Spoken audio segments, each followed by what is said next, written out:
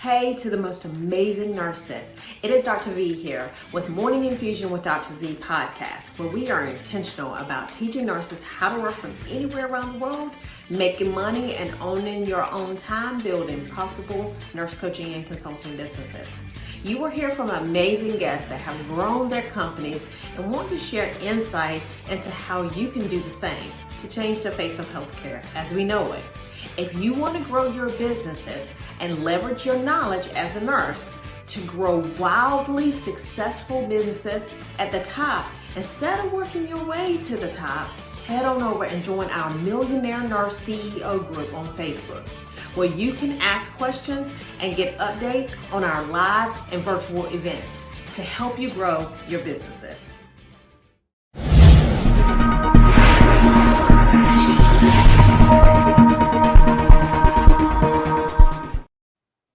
Good morning. Good morning. So I am super excited because I have Nurse Coach Bina here with me. So Nurse Coach Bina, first, before we get started, I ask that you like, share, subscribe, comment, give us feedback as to what you think about the podcast, because we would love to hear your feedback. So next, Nurse Coach Bina, tell us who you are in your own words. Well, thank you for having me here. I really appreciate you taking the time and coming on and letting me be on.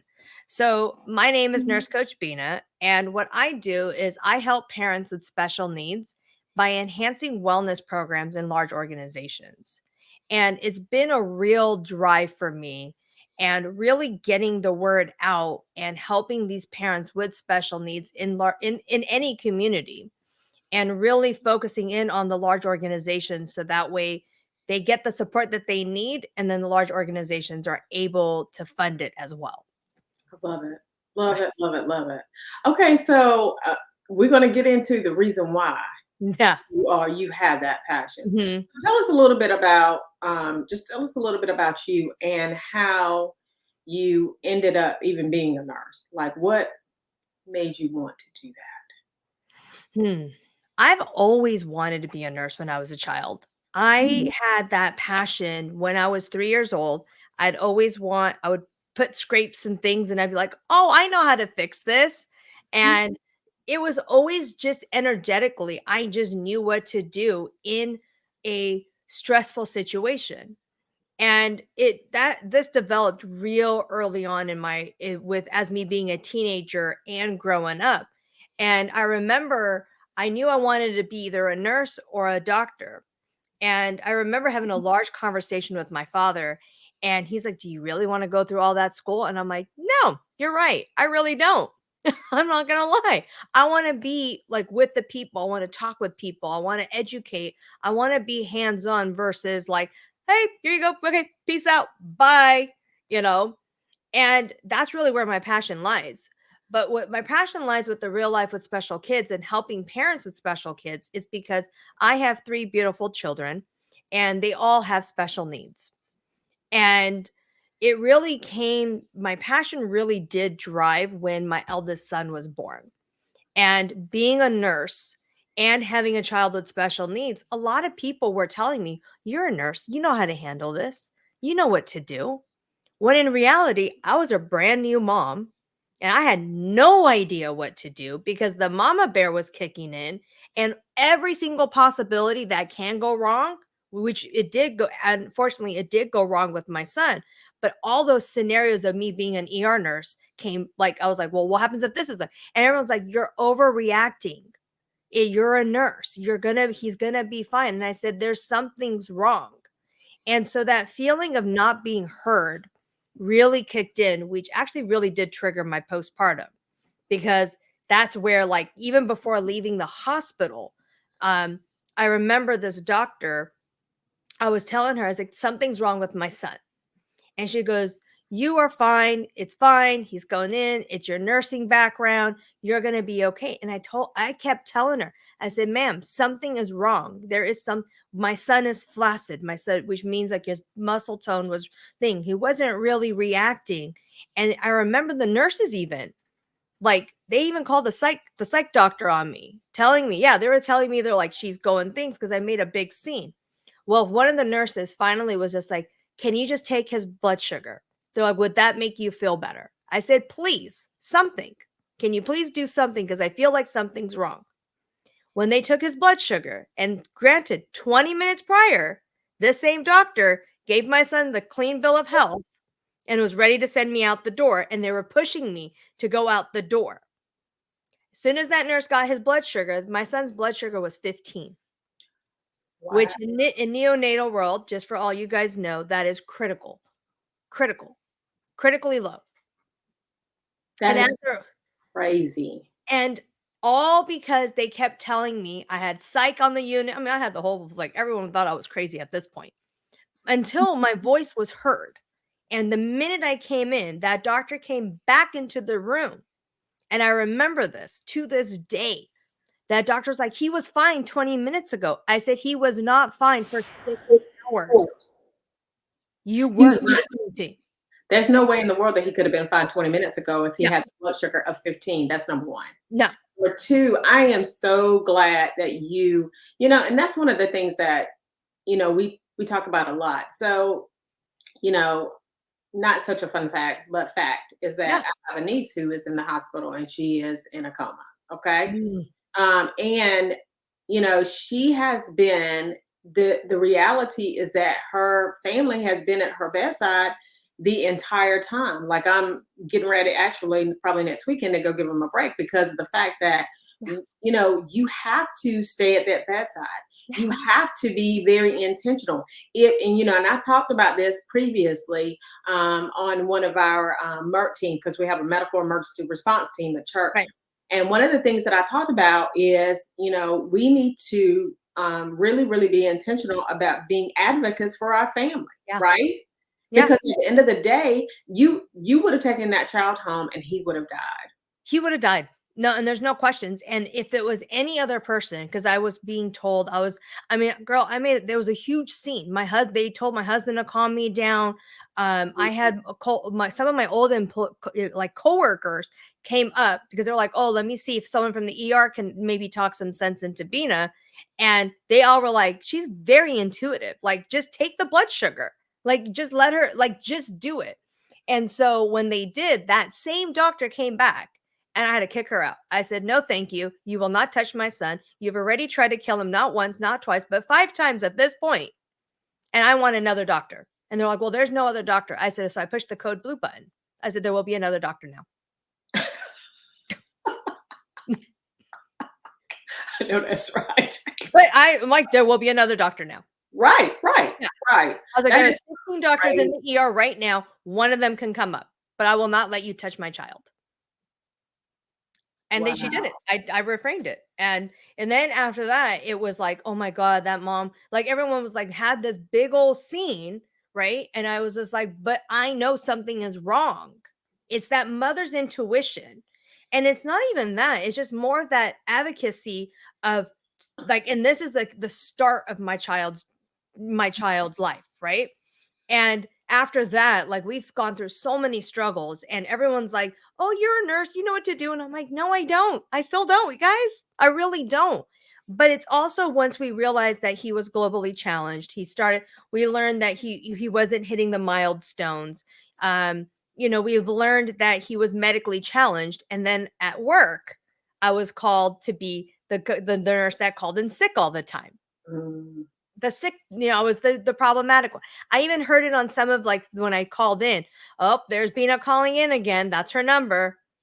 And I was like, it makes you feel like condoned, right? You're feeling like already guilty. Comes in, and I'm like, and this is healthcare. This is healthcare. Like, we're supposed to be at our best to support the people who are at their worst. But you want us to come in feeling guilty because I need to take care of my child at home? And that's really when I got into corporations, was because, and it wasn't no one's fault. This HR director was really sweet, but I got called to HR several times. And this HR director's like, you have 2 options.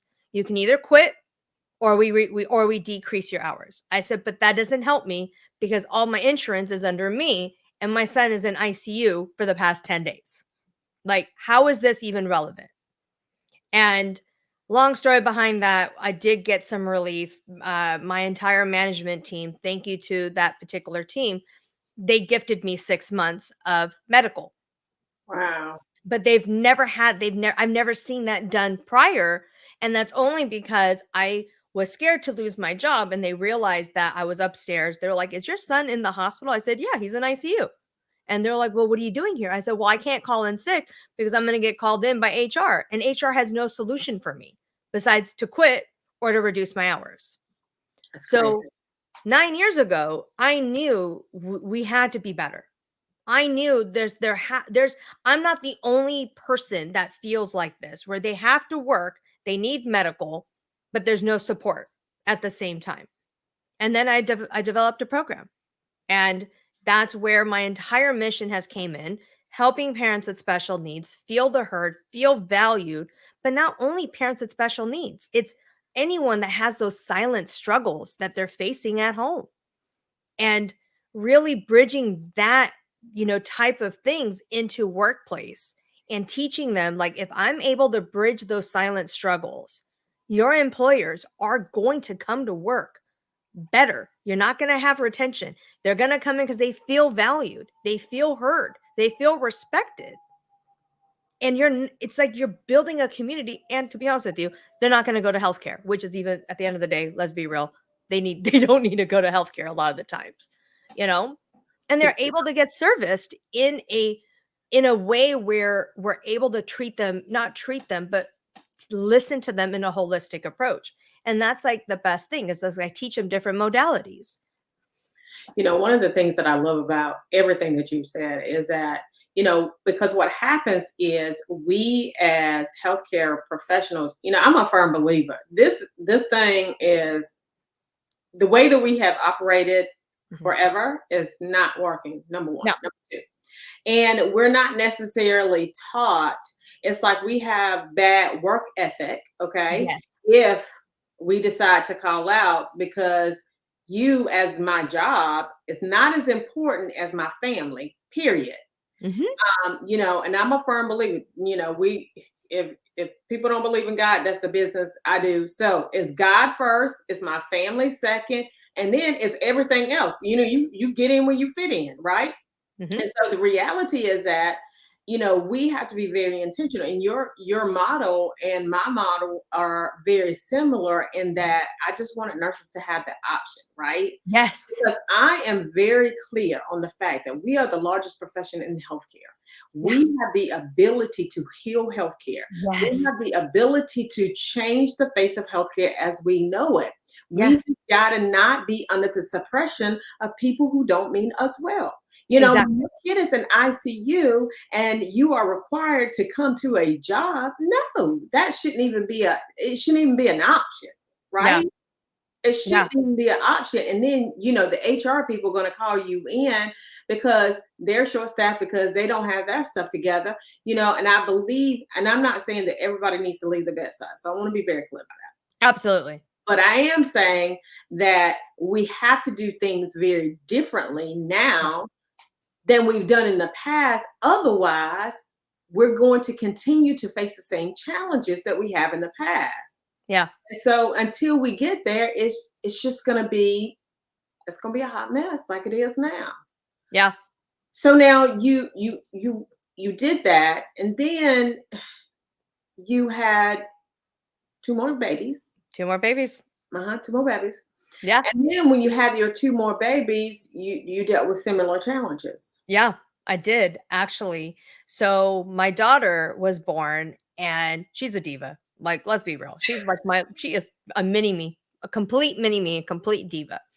And when she was born, she had a lazy eye. And initially, like, as she was growing up, all my kids wore glasses before the age of 1. And these doctors, like, she would tell me as she was talking, comes in, it was about 2 years ago. And 2 years ago, she came to me and she goes, "Mommy, I can't see from my left eye." And I'm like, "What do you mean you can't see from your left eye?" I mean, this is a spunky girl. I mean, this girl is determined. Like, she can hold her urine for 12 hours and will not pee when I was potty training her until she came home. Like, the girl could be a surgeon. Like, that's how determined this girl was. She would not pee in public. Okay. And so I believed her. And she was like, Bina, mommy, I don't see. And I'm like, what do you mean you don't see? And you can see her physically moving stuff to the right because she couldn't see from her left, or she was really clumsy. And then in kindergarten or in TK in kindergarten, she would only write on the right side. And I was like, well, this comes in. So I go back to the doctors and they were just like, you know what? I think she's just being lazy. Or I think she's just being a 5-year-old or a 4-year-old at the time. And I said, you're coming, this is a pretty well, like she's 5 going on 20. Like, I promise you, she can probably outsmart some of you guys, which she's just brilliant, right? I was like, I believe her. And it's not every day they come to me, mommy, I can't see. Like, why would they tell me that? Why would a 5-year-old tell me this? You Right. know? And so I did a lot of research and I found this physician here in Dublin, California. And she did her prescription and she told me, she's like, Bina, she is correct. She can't see out of her left eye.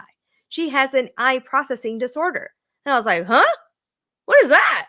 And she goes, then I was like, please don't tell me I'm a nurse and I need to know this. Because in the ER, there's only 5 places people go in my world: the morgue, ICU, outside, in my ER, or the OR. That's it. Other than that, girl, I don't know where you go. Like that, I don't know. Okay. I can save your life. Um, and so she laughed. She's like, oh, I was gonna say that. I was like, please don't. So educate me as if I'm a 5-year-old child right now. And so she told me that her prescription level was so high that she is unable to see and it was blocking the receptors in the back of her head. And because it was blocking the receptors in the back of her head, it wasn't processing. So her right side of the brain wasn't working. And I was like, oh, well, that's not good. And she goes, yes, yeah, so all the processing, she was having all these tantrums. And so she's been going to therapy, eye therapy. Didn't even know that existed. Eye therapy. And she is now reading within 6 months. She started reading full books. She's reading both sides. So I went back to the doc. I went back to that doctor and he's like, oh, and I gave him all the reports, and not to debunk them or to do things. It's just more to educate at this point, saying, hey, you know what? I would like to educate you on what an eye processing disorder is, because obviously you've missed this. And he's like, oh, yeah, I knew what that was. I'm like, but you dismissed my child. So now not only have had one doctor do this, I now have a second doctor doing this to both my older kids. And I was like, okay, we're on to something, because if this is happening to me as a respected nurse, a well-respected community member, I cannot imagine somebody else that's going through this without the fraction of the knowledge that I have. And they're just listening to these people. I'm just healthcare workers. I don't want to put a label on anybody. And it scares me on how dismissive they can be without, again, hearing. And all it goes back to is, please listen to what's in front of you. And it doesn't even have to be a client. It can be somebody you love. It goes back to that active listening. And then luckily with my third, they just believe me. They go, we'll just listen to you. I was like, please, he has severe ADHD. And he's also autistic. And luckily the doctor, I guess they must have labeled me in my chart that please listen to mom. Because now the third doctor that came up, she was just like, as soon as my son walked into the room and he's running around, as ADHD children are all over the place, she was just like, yep, he's ADHD. I said, thank you. And I was like, you don't have to fight me? She goes, no. I was like, are you sure? She goes, why? I was like, because I've gotten fought twice already with both my elder kids. Like, I was ready to come in with like gloves on, like came in real strong. And she goes, no. Like, she goes, I'm so sorry that that's happened to you. But she goes, it's very clear that your son needs help. And that was probably the first time I saw healthcare after 5 years of, I was like, oh, maybe it is shifting. Maybe there is shift. Maybe there is a culture change that's happening, which if it is, thank you, and if it's not, I'm coming. We're going to break it. One of the things that I really I like everything that you said when it comes to how you were there to be an advocate. One of the things that is really clear for me, because I had a patient that came in, she was pregnant, she was a young girl, She was pregnant. She just found out she was pregnant. She came in with abdominal pain. Mm. And of course, we do a pregnancy test. And she was like, oh, I didn't know I was pregnant. And she would like this was her first pregnancy. And so the physician came in and he said, let's give her this medication. Well, I looked the medication up because it wasn't, Bina, as I do, like in the emergency department, there are certain medications that are staples, right? Right. Our Like staple med. Yep. yeah, they're staple medicines. We keep them in the Yep. Omnicell, like they are just we give them Yeah. all the time. So we have a pretty good knowledge. This particular medication had no knowledge of it, right? So I was Right. like, well, let me go and look this medication up. Medication was a pregnancy category D drug. I said, so I had a preceptee with me that day, and I said, so whenever he comes back around here, I said, we're going to politely say to him that we don't feel comfortable giving that medication. And Mhm. so he came around there, and I said, I don't feel comfortable giving that medication because it's a pregnancy category D, right? And Yeah. so he said, well, this will help her better than it. I was like, no, no, it won't. Okay, first of all, Right. I said, and I'm not giving the medication. You can take a pick, you can do whatever you want to do. But if he goes to someone else and he asks that person to give the medication, they'll be like, well, why didn't Viola give that medication? Right. They be looking it up, and then they'll find out that the medication was not appropriate for the patient. At the end of the Right. day, we have to be very intentional as nurses to be Yes. advocates for our patients inside of healthcare. Yeah. But not just that, like outside, like our family members Oh my had to God. have that. And I'm so excited about what you're doing. You're going into these institutions and tell me exactly what you're doing within the institution. Yeah. So with these large corporations, so Dome Construction is the first one that actually was able to that got me on board. So I am 100% partnered with them. I am added into their added benefits, and it is a service that they are providing every single one of their employees as an added benefit. So they pay, and it's service to the benefit. Like the employees get access to me about wellness. And it's about transitions, about the silent struggles. And a lot of them, yes, I branched into it as with being, real life with special kids, a real life with, having because there is no support. Like EAP is great, and I'm not bashing EAP at all, but it takes time. And what And is PAP? it's So an yeah, employee assistant programs. okay. And what I'm doing is I'm bridging them. I'm bridging that gap. I'm bridging that gap where people are able to get to our company lifetime. I guarantee somebody on a call within 48 hours. It's usually me or one of my staff members, and we're making them feel valued right then and there. And they only have to repeat their story once. That's Mm. it. And we're being present. And usually after 4 or 5 sessions, majority of the people feel serviced. They feel great.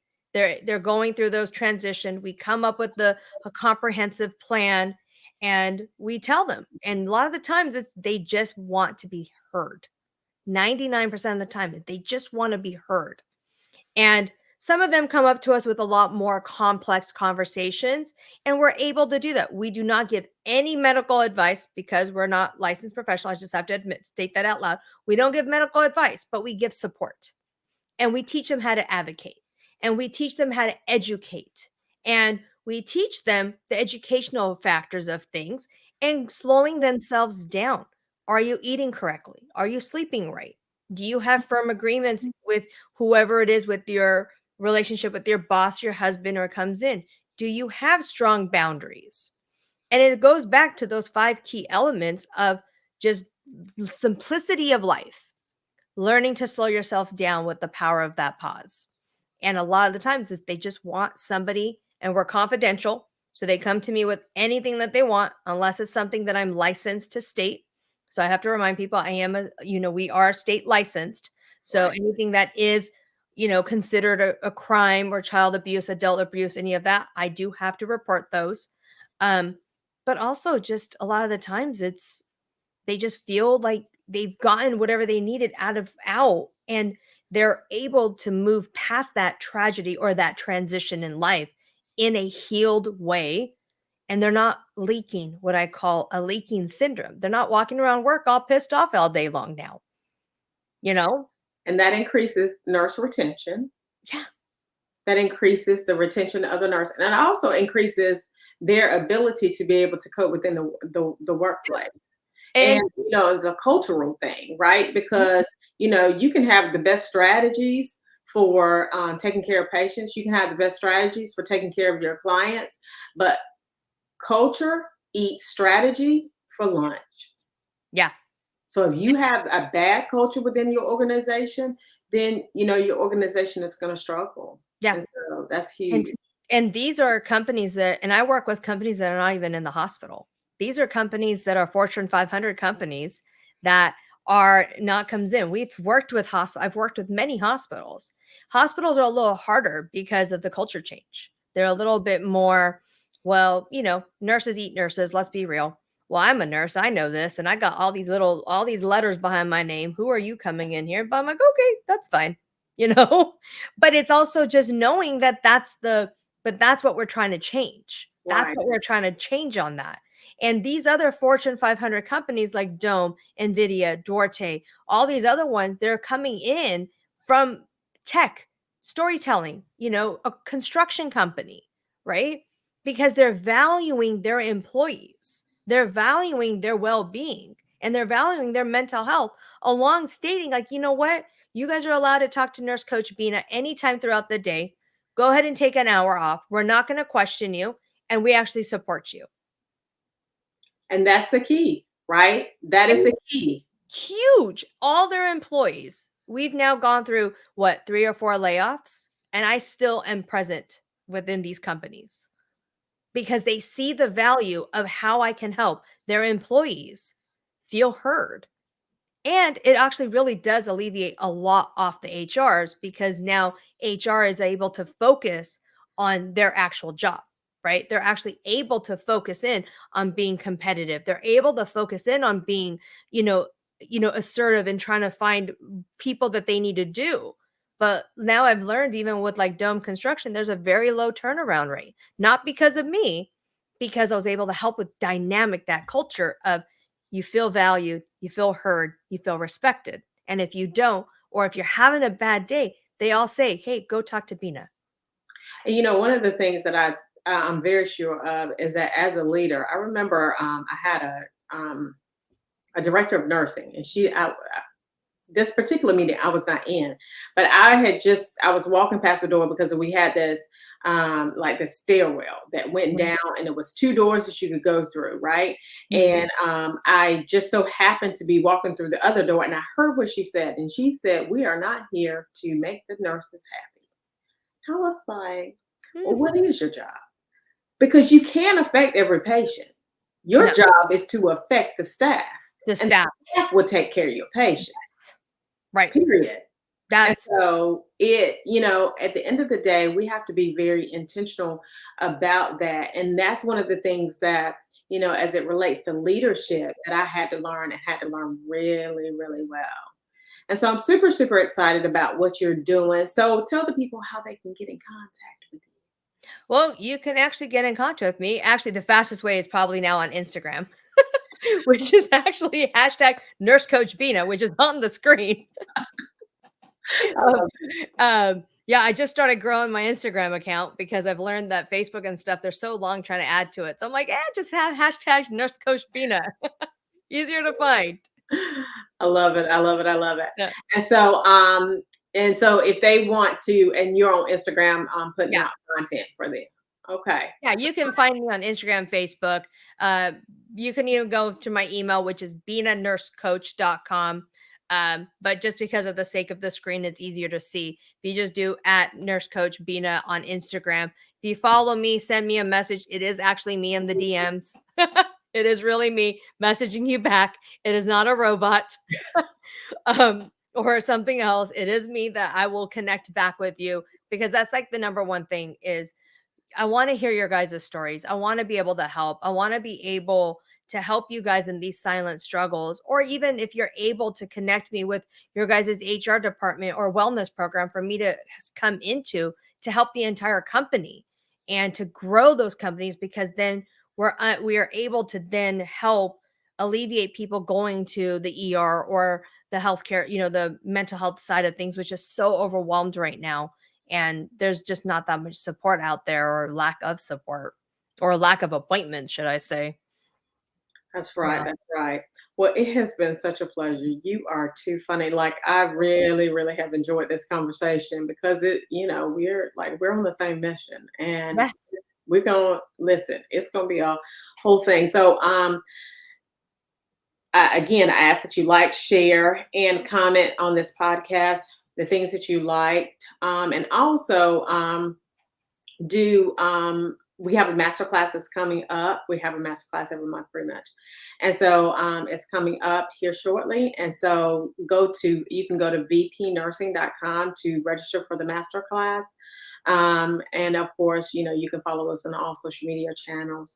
But it was a pleasure, Bina, and you have been absolutely phenomenal. And everybody have a great day.